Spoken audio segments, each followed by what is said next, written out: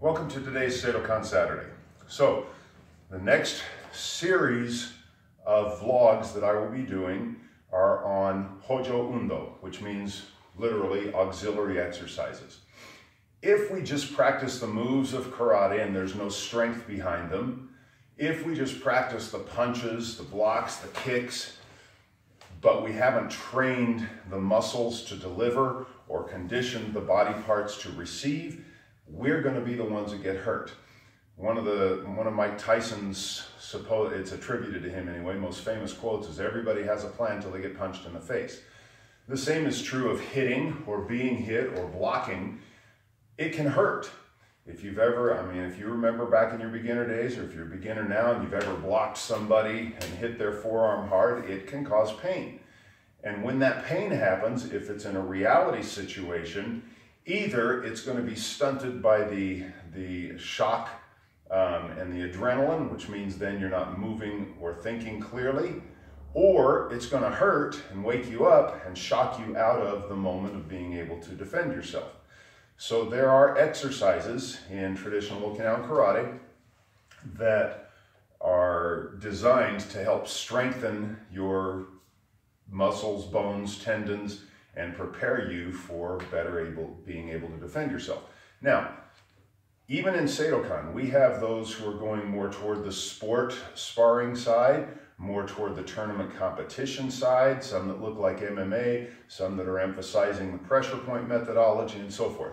My particular emphasis is on self-defense.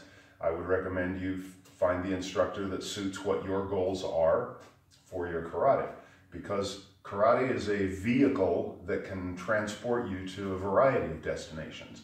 So if it's just for personal fitness, if you just want to get the sweat in the exercise, it's not necessary to actually ever hit anything. If you are looking to do sport karate, then perhaps the bag and the long distance punching and kicking are more what you need, and a lot more focused pad drill work. But we can then adapt those same tools and techniques for the goals that are specific to what we want to accomplish. So in self-defense, we've talked about putting hard bone against a hard bone is a bad idea, using softer weapons against harder targets, harder weapons against softer targets, covered a bunch of those things. But now I want to look at the exercises specifically that will strengthen the muscles, tendons, joints, bones to prepare you to not be shocked in self-defense, so that that plan you have doesn't disappear when you get hit the first time. You watch sumo wrestlers or high school wrestlers even before a match, and they're smacking and waking their body up and hitting themselves. Those being able to receive pain without flinching or wilting is important. Being able to deliver impact to your opponent without damaging yourself is important. And that's what Hojo Undo is basically about, these auxiliary exercises. Now, I actually did my master's thesis on traditional and contemporary methods of training that are analog to each other and how they apply to traditional martial arts. So it was traditional martial arts training methodologies compared to contemporary martial arts methodologies.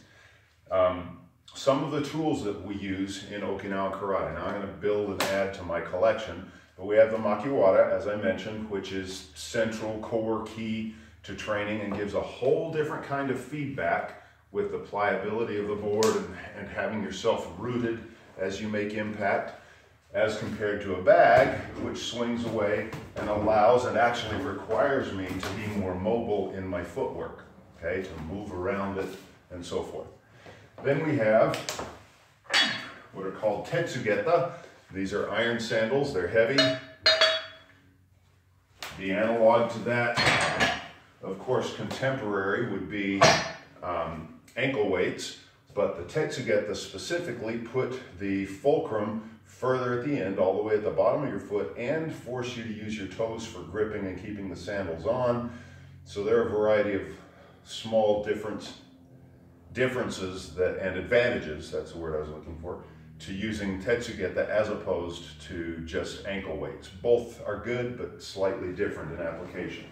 Then we have the nigirigame, the gripping jars. The exercises associated with those is for building the stronger grip for grasping, toriteuke, so when we're doing seisan, for example, or goju shiho, where we're making those gripping movements. The nigirigame helps strengthen the hands as well as the forearms.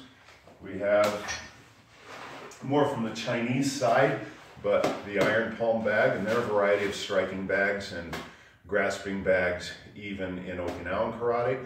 But in addition to hitting, they're used for gripping so that we can get that snatching, gripping strength. Make sure if you get a bag such as this or fill it, you can use pebbles or beans or rice. But if you use the metal shot, make sure that it's steel. Use a magnet, check it. Do not use lead, just as a side recommendation. I have behind me also kettlebells along the wall. I use bands, for instance. The TRX straps are useful, and the wooden man. There are a variety of wooden men styles. I chose to use the most popular, common one as my model here. Higaonna Sensei, the hardest man of Goju-ryu, considered to be one of the most traditional and hardcore trainers of all time. Actually had a post in his dojo with little holes drilled in it, and he'd take a sawed off handle of a baseball bat and shove that into the holes, basically to create these arms in a variety of different places that he would then strike, block, hit the post, and so forth. So, a variety of training methods, all designed to strengthen the core, the legs, the arms, the tendons, the bones, the muscles, and everything involved in defending yourself, so that when you're in a situation defending yourself, you have a plan, and getting punched in the face doesn't destroy that plan. So that'll be the next series of videos. The first thing that I will do is link in the description a series of videos that I did 25 years ago or so, 25 years ago, on makiwara training in a progressive introductory way. Now bear in mind I was using a more Japanese approach to the makiwara training, and there are other methods as well that I will just kind of cover briefly. I'm not going to do full training videos, so don't watch for a full tutorial, but I'm going to give you ideas, links, concepts, and principles that can be used as you use each of these traditional training devices to strengthen your body, strengthen your bones, tendons, and so forth, okay? So, look for that in the upcoming weeks. Until next time, thanks for joining me, and as always, keep practicing.